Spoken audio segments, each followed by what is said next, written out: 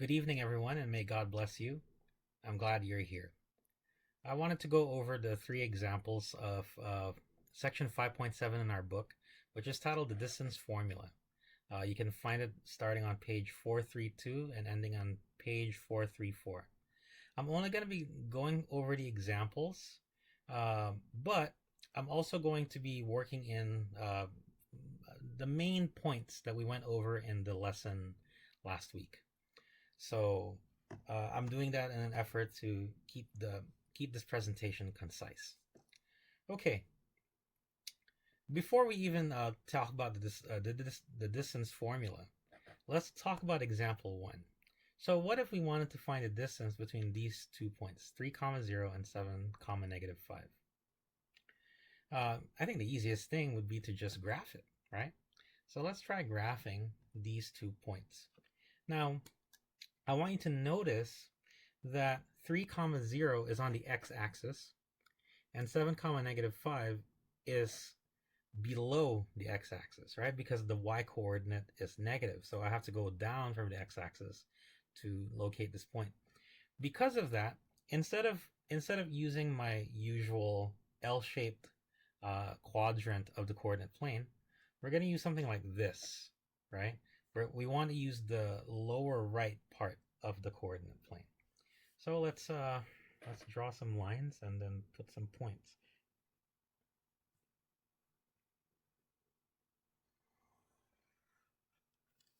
Okay. It need not be perfect, but the reason we're doing it on a coordinate plane should be plain to see pretty soon. Okay, let's cut.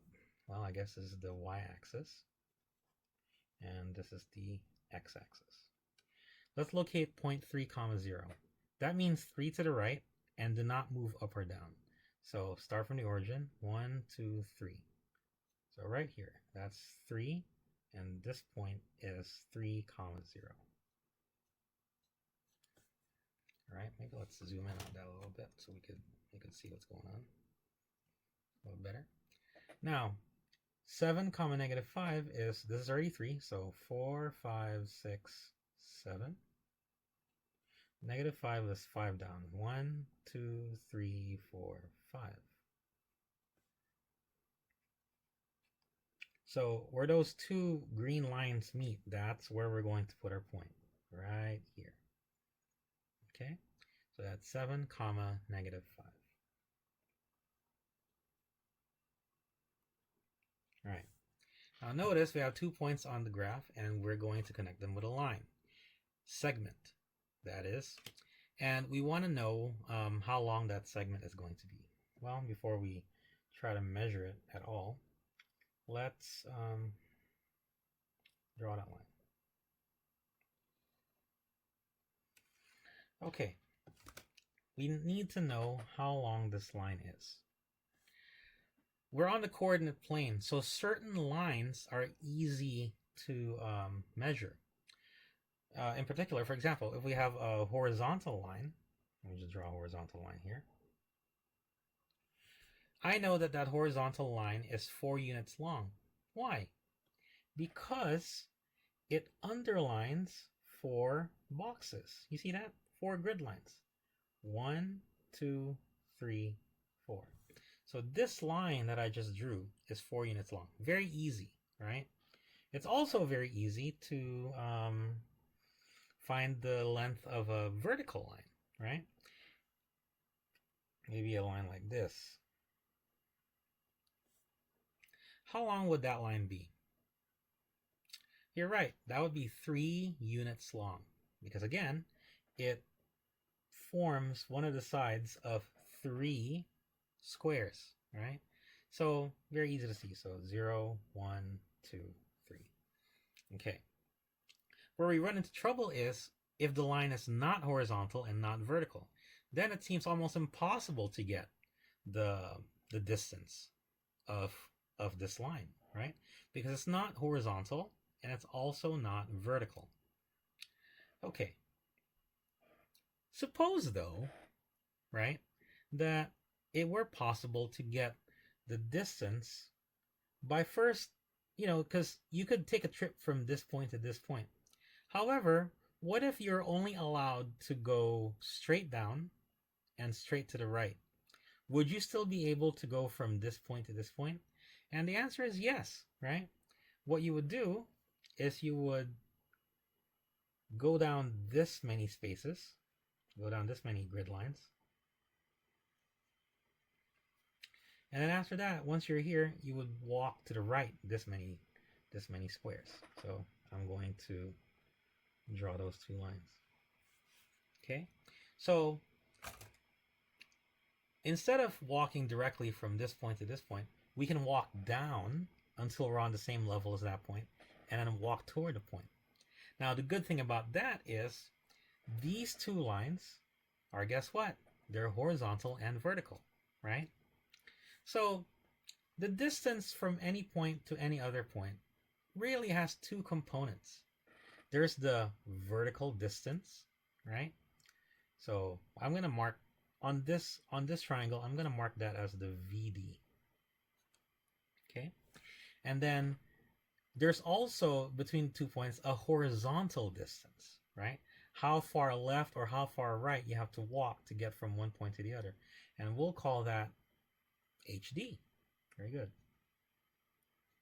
Now we're going to use the fact that it's very easy to find a horizontal or a vertical distance on the coordinate plane in order to help us solve this problem.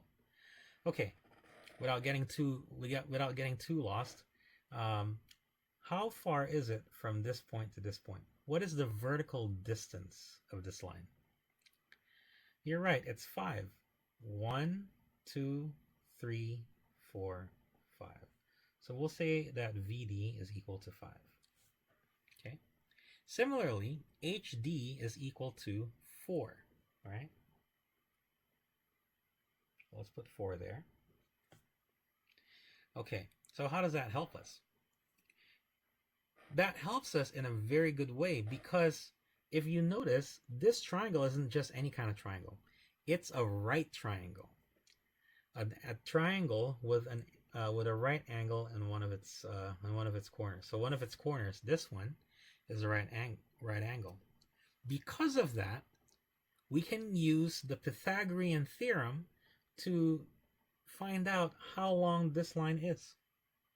And that's what we're about to do. If you remember, the Pythagorean theorem goes like this. A squared plus b squared is equal to c squared. Remember that a and b have to be the legs, and c has to be the hypotenuse, or the longest side. This slanted line that was so hard to measure just happens to be the hypotenuse of this triangle. And it always works like that, right? So I guess we can label this C, right? We need to find out what C is. Well, since A and B stand for the legs of the triangle, the straight sides, we can replace A with HD and B with VD. I want to note here that it doesn't matter which is which, right? Because as long as they are the two vertical and horizontal sides, it shouldn't matter which one is A and which one is B. They are interchangeable. So let's make HD be A. So we'll replace A with 4 and keep the squared, and then replace B with 5, or VD. 4 squared plus 5 squared is equal to C squared.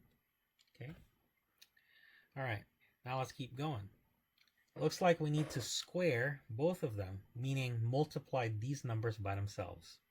So 4 squared, that's 4 times 4, that's 16. 5 squared, that's 25.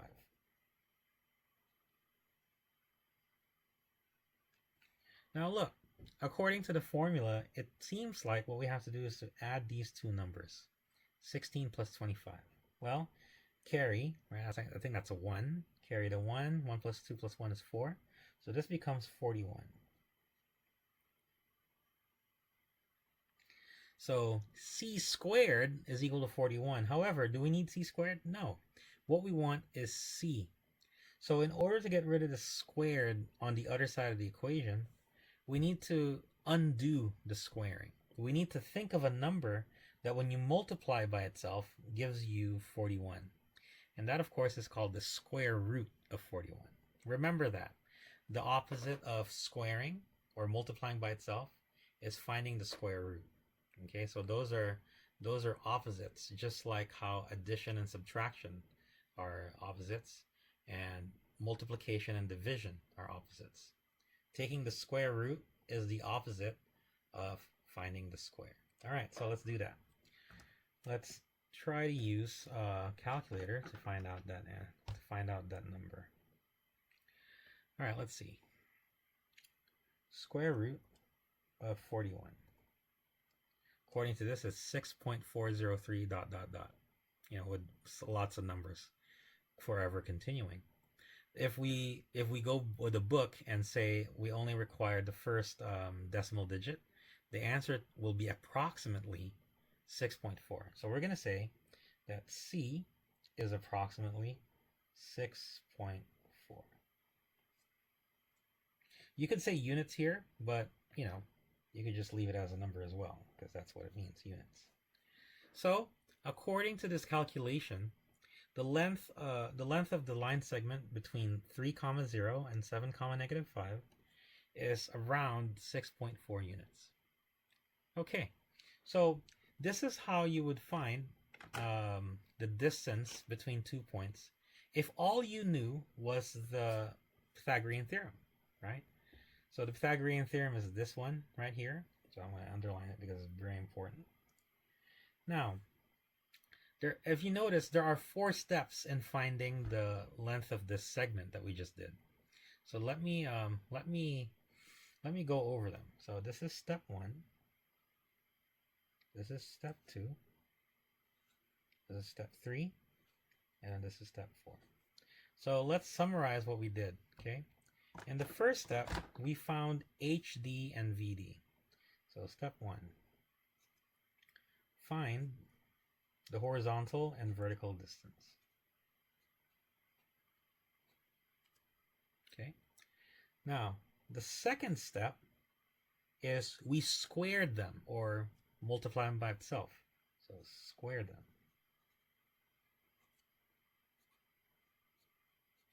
Right? The third step is to add them, right? 16 plus 25 is 41. So add them. And then the fourth step is to take the square root.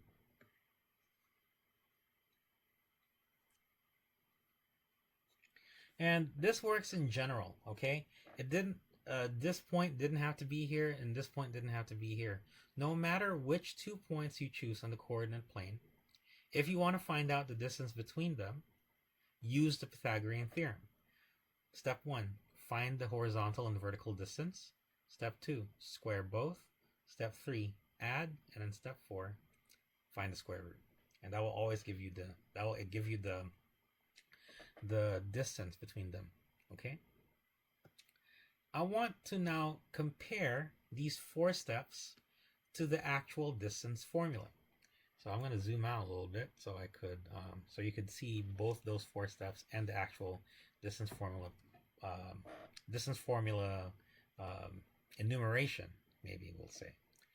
So according to the book, the distance formula goes like this.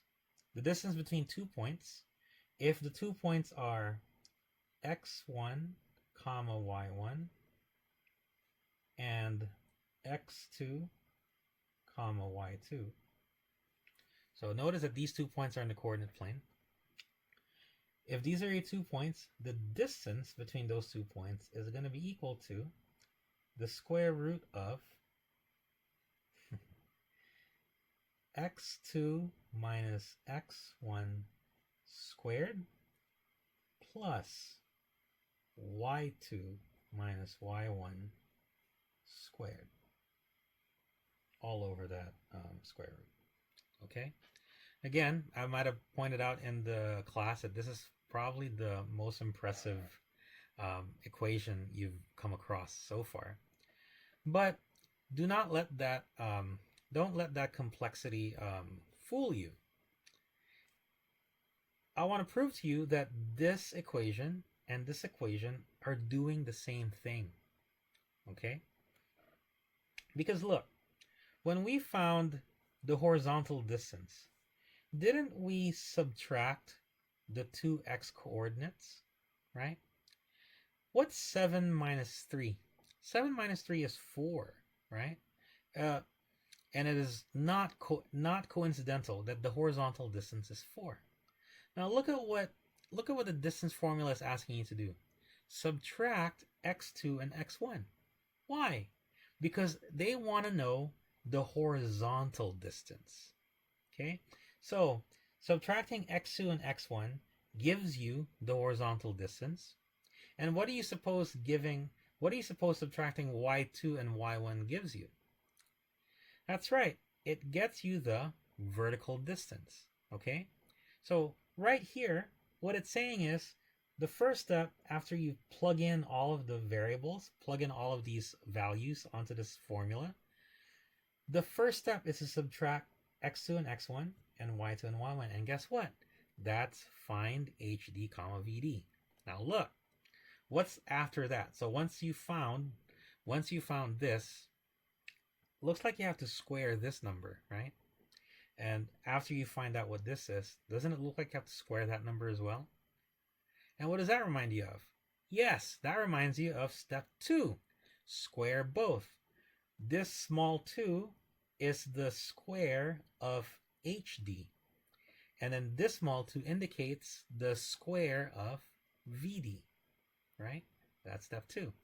Now look, we're just following the order of operations, right? Parentheses, we have to go inside a parentheses, so we got to subtract first. And then once that's done, we're going to exponents, right? And then after the exponent, what should we do? We should add the two resulting numbers. Guess what step 3 is? Add, right? So, and then after that, this big thing, after you add these two big numbers, what's going to happen next? We're going to take the square root. And guess what step 4 is? Square root. All this is trying to say that the distance formula and the Pythagorean theorem are the same thing. This thing that we did, right, using the fact that this is a right triangle and using the Pythagorean theorem to find out the value of c, all those 4 steps are included in here, right? It's an alternate formulation of the Pythagorean theorem. So that's what's useful about this formula.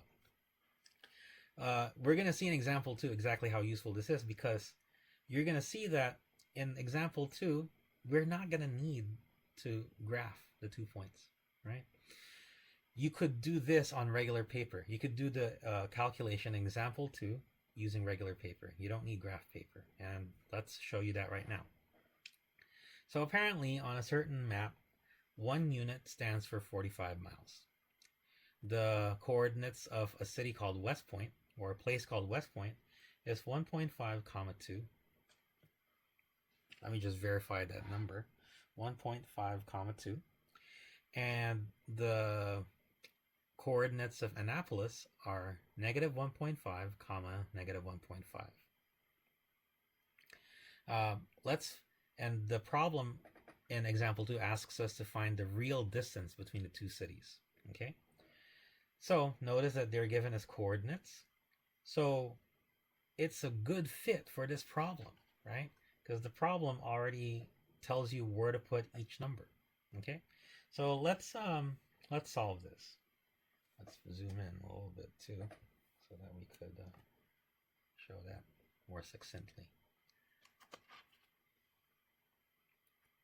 All right, so the first point is 1.5, 2.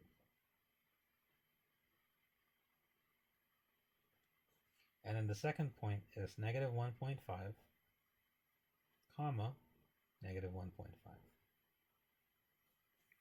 I made it big a little bit so that I could label them x1, y1, and x2, y2. So this is the first point, so we'll call this x1, y1. And here we'll say x2, y2. So now that we've labeled the points, let's fill out the distance formula. Okay, so according to this, we have d is equal to square root of x2 minus x1.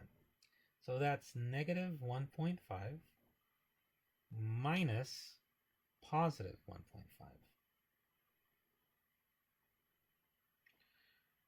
What happened to the positive, sir? You said it, but you didn't put it. Well, remember, a positive number, right? You don't have to put a sign next to it. We'll just assume that it's positive. Okay, close parentheses, squared, plus. Now let's go with the y values. All right, so y2 is negative 1.5. And y1 is 2. So we're going to say minus 2. Square that. Okay, take a look at that. All right, now let's follow the order of operations.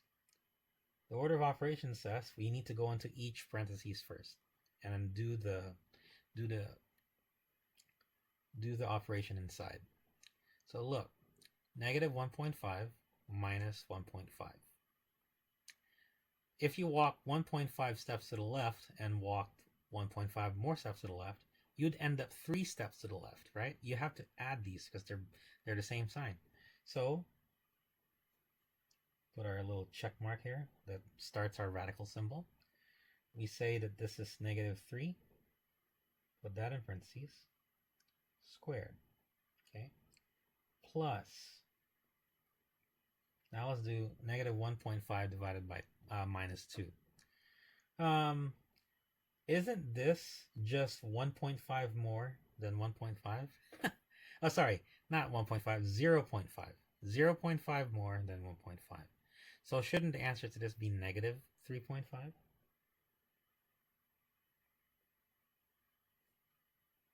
Squared. Okay, at this point, we have now found the HD and the VD. Apparently, HD is negative 3 and VD is negative 3.5. Now, you're probably wondering, Mr. Biss, I remember you saying that the distance should never be negative, right? But as you will see in the next step, that's not a big deal, okay? It's true that distance can never be negative, but if you look at what we're going to do in the next step, it shouldn't matter, okay?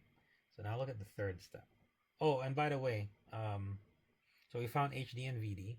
So now we're going to go to step 2, which is to square these numbers. And this is why I say that, what I just said a few minutes ago. 3 times 3 is 9, right? What about negative 3 times negative 3? Turns out that's also 9. So no matter whether this number is positive or negative, in step 2, we're going to always get a positive number because of the fact that we're squaring, right? The fact that we're squaring means that both these numbers on the next line are going to be forced to become positive. Imagine that, forcing someone to be positive. All right, so anyway, so 3 times 3 is the same as negative 3 times negative 3, and that becomes 9. Okay, and then we have to add that to whatever this is. So negative 3.5 times negative 3.5 should be the same as positive 3.5 times positive 3.5. So let's see. So 3.5 to the second power, 12.25. Now look at what happens when we enclose this in parentheses and then use the negative version like this. Negative 3.5 to the second power. Do you see how it gives us the same answer? So in step 2, the distance is forced to be positive. So that that's one less thing to worry about. Okay, so we said 12.25 here. Notice that that was step 2. Square both, right? Now, let's go to the next step. And it looks like the next step, according to the order of operations, is we need to add these two numbers. So we have 12.25 plus 9. What is that? That's 21.25. So the whole thing now is square root of 21.25. And so that's the third step, add. And now the fourth step is being dictated to us by the formula. We need to take the square root of this. So what's the square root of 21.25? Well, let's find out. Square root of 21.25 is around 4.6097722 ... if we were going to take it only to the first decimal place, we would just say 4.6, right? To the 10th place is just 4.6. So I would say around 4.6. Now, this measurement is not in miles. Remember, we need the answer in miles. This is in unit. This is in map units. We need to convert these map units into miles. And so the easy way to do that is to do a conversion, of course, which we should do. So we have 4.6 here. We'll say U, right? Times. Now we want U to disappear. So this 1 unit thing has to be on the bottom. And then 45 miles has to be on top. Right? Now, since these two numbers are on the top and this number is on the bottom, looks like we need to multiply these two numbers together. So let's do that. So 4.6 times 45, 207. Okay? So that means that the answer to this problem is 207 miles. Thereabouts, because remember, this is an approximate value. It's not exact. So there's no way that this value, 207 miles, is an exact value either. It will take you a trip of around 207 miles to travel from West Point, which I believe is in New York, and Annapolis, which is in Maryland. Of course, if you want to check that, you might want to fire up your Maps app and then try to arrange a trip that's that long. Okay? All right. So I want to point out one more time, right? The parallels between the Pythagorean theorem and the distance formula. In step 1, by subtracting these two numbers, these pairs of numbers, we found HD and VD. In step 2, we squared them. In step 3, we added them. And in step 4, we found the square root. The exact same thing, right? I hope that proves to you that the Pythagorean theorem and the distance formula are the same thing. It's as if the distance formula is the version of the Pythagorean theorem on the coordinate plane. It's like a police officer. A police officer can wear any clothes he or she wants when he or she is off duty. But when they go to work, they have to wear the uniform, right? Same thing here. I think you could think of the distance formula as like a uniform of the Pythagorean theorem, because it's more precise, or it has more restrictions, right? Okay, well, there's one last example to go over, and it's example 3. All right. So there is a preponderance of negative signs in this problem. So you really do have to watch out. And watch out not in the case of worrying whether your answer is going to be positive or negative, but doing the math correctly. I'll have a tip for that at the end of this after we do example 3. But let's soldier on. Again, we'll label these as x1, y1 and x2, y2. And then x2, y2. All right, so now let's try to use the distance formula in order to get the answer to this problem. So let's type it. This d is equal to square root of x2 minus x1 squared plus y2 minus y1 squared. Oh, apologies for that. I smeared the equal sign. But you can see what's going on there. Okay. All right. So x2 is -3, x1 is 5. So looks like the first step is to do that. -3 minus 5 squared. Notice that 5 is not negative. This minus sign comes from the formula. Okay. Plus y2, -2 minus -4. Here we go. -2 minus -4 squared. Notice that I enclosed -4 in its own parentheses just to drive home the fact that there are two minus signs on there. Okay. All right, so let's soldier on. So now we're gonna find HD and VD. We're gonna find horizontal distance and vertical distance. -3 minus 5, they're the same sign, so we add and we keep. -3 minus 5 is -8.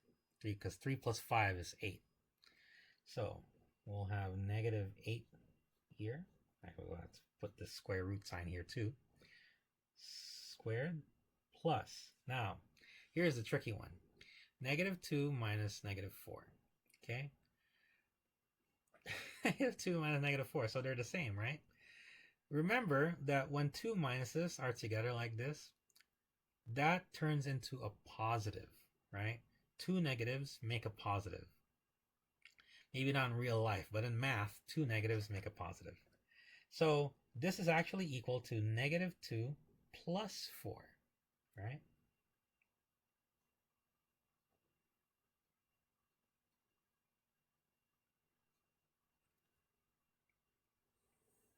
I guess we have to afford ourselves an extra step, just so I could show you that step, okay?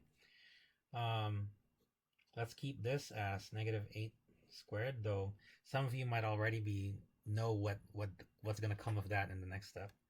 So now, let's take a look at this. What's -2 plus 4? If you walk 2 steps to the left and then walk 4 steps to the right, you would end up 2 steps to the right of where you started. So that would be +2, right?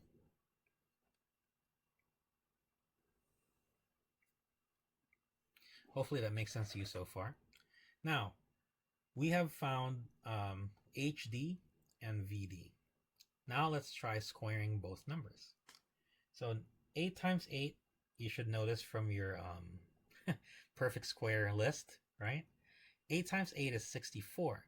So -8 times -8 is also 64. Now 2 squared is pretty easy. 2 times 2 is 4. So notice that's step 2, find the square. Then you add, that's step 3. 64 plus 4 is 68. So combine it both. And then let's try to find the approximation of the square root of 68. So square root of 68, 8.246 ... Since we're only interested in the first decimal place, let's just say 8.2. We didn't need to make 2 be 3 because 4 is less than 5. So we'll just say 8.2 units, right? So here you go. So that is example 3. So the distance between 5, -4 and -3, -2 is around 8.2 units. Pretty neat.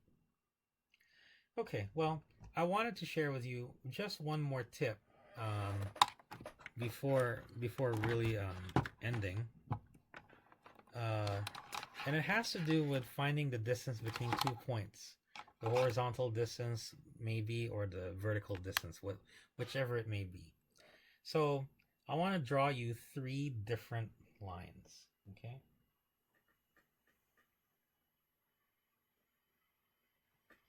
And yes, I did do this demonstration during the class, but it bears repeating here because especially when there are lots of negative numbers or there are lots of minus signs, it could be easy to get lost, right?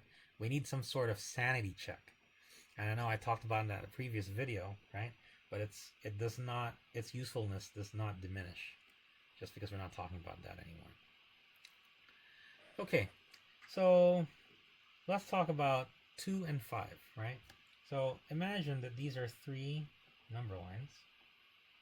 It could be horizontal or they could be vertical, okay? And let's put 0 on the same place on all 3 of them. Right smack down in the middle. Okay, now let's talk about the numerals 2 and 5. In this first one, I'm going to put positive 2 and positive 5. Let's just check if that's correct. 1, 2, 3, 4, 5. Okay, good.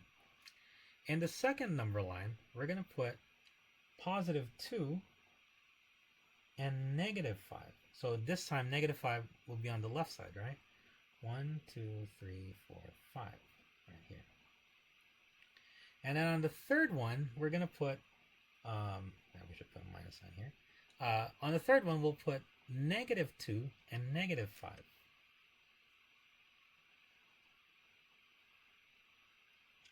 Now my question is this. Two of these distances, right, are the same, and one of them is going to be different. Okay? So which of these 3 distances is different? So I'm going to draw them right now. And in fact, as I draw it, it should be very obvious what the answer is, right? Which of these 3 distances is different from the rest? You're right. This one, the one in the middle, is different from the rest. Let's see. Look over here. The distance between 2 and 5 is 1, 2, 3. 3 units. Okay? So this is 3 units long. The distance here is also 3 units. I wonder if you're surprised by that. When I first thought of this example, I was very surprised that it comes out so clearly, right? But notice that this is also 3 units. In comparison, the second one is not 3 units. Now let's see. 1, 2, 3, 4, 5, 6, 7. 7 units. Why is that? Why is it that the one in the middle is longer than the 2 on the top and the bottom? The reason is, in the top line and in the bottom line, the 2 numbers are both positive or both negative. They're the same sign, which means that they're on the same side of the 0. So in this first line, in the top line, these 2 points, right, are both to the right of 0. And then these 2 points on the bottom are both to the left of 0. Now, since they're on the same side of 0, in order to find their distance, we have to subtract them. 5 minus 2 is 3. And negative 5, negative 2 minus negative 5 is also positive 3. Okay? So it works out. Okay? So if the two numbers that you're looking at, finding the distance of, are on the same side of 0, meaning they're both positive or both negative, to find the distance, subtract the numbers. Okay? However, if one of them is positive and the other one is negative, what that means is that 0 is between them. 0 is between the 2 numbers. So in order to get from one number to the other, you must first go through 0. So look at what happens. So in order to get from negative 5 to 2, I need to walk from negative 5 to 0. That takes 5 steps, right? Now, once I get to 0, I now have to walk to positive 2, which takes 2 steps. Now, the total amount of steps you took was 7 steps. Notice that in this case, we don't subtract these two numbers. We add them, right?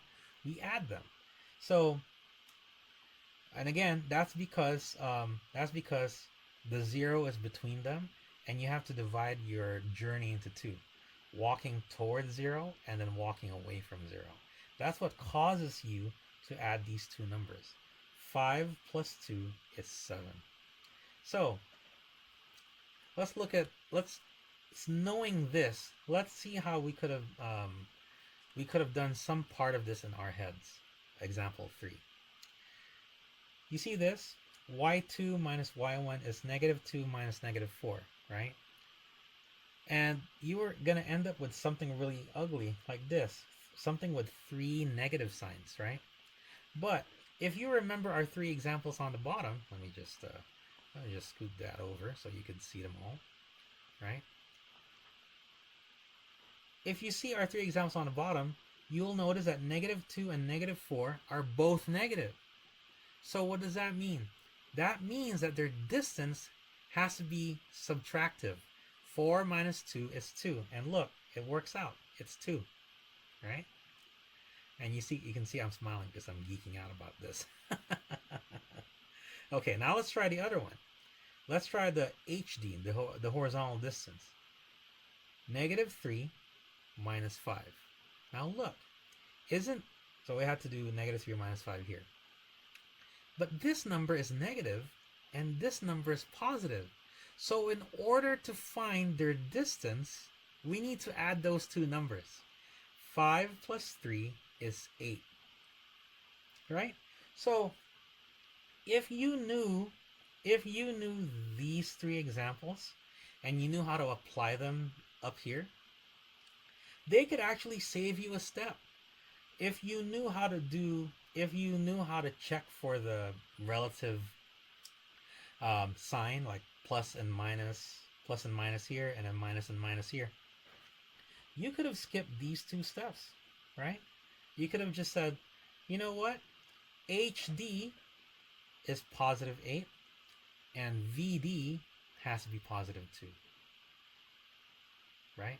And that goes into what we were saying earlier. Remember that distance can never be let's never say never, but distance is gonna be positive most of the time, like the vast majority of times, right? Because of that, it suffices to know these 3 examples rather than having to do these 2 steps. So I don't know. Hopefully, it allows you to optimize like your application of the distance formula. But even if not, just make sure that you can keep your minus signs steady. And then instead of using this as a way to make your calculations faster, you can use this as a sanity check, right? Is this supposed to be a small number? Well, let's see. Well, they're both the same sign, so according to the 3 cases, I have to subtract them. So it makes sense that this is small. But look at this. This one's big. Well, that's because these 2 are opposite signs. So because of that, in order to find their distance, I have to add them. Right? So hopefully that helps you. So let me just mark these. That's minus. That's plus. And this is minus. Meaning here, and here, you have to subtract in order to find the distance. And here, you have to add to find the distance. Well, I hope that was helpful to you. I'll try to make sure to make these sheets that we wrote on today available. But of course, you can maybe screenshot it right now. I'll give you maybe a few seconds to do that. While that's happening, these examples are from the book, section 5.7. So I'm pretty sure we got the same answers as we did in the book. I got the same answers we did last week. So that increases my confidence that we got these right. So that's a screenshot. You can screenshot example 2 there. Maybe we could also include the distance formula in that screenshot. Okay. And then this is example 1, where it all began, right? Again, I want to point out, or I want to impress on you, the similarity, the very vast and the very almost complete similarity. I don't know if that's a concept, but how very closely related these two formulas are. A squared plus B squared equals C squared leads to this 4-step plan of finding HD and VD, horizontal and vertical distance, squaring both of them, adding them, and then square rooting the result. This is a version of this all in one line. It also says find HD and VD, find horizontal and vertical distance, square them, then add them together, and then lastly take the square root. They're the same thing. I hope this review of this lesson has been helpful to you. Good luck in answering the worksheet or the book questions. Again, if you need any help that I was not able to provide here, please feel free to email me or to leave me a private comment in the Google Classroom that you belong to. All right. Thank you for making it this far. Thank you for listening to me geek out over this really great formula. Okay, I hope to see you again, and may God bless you all. Take care.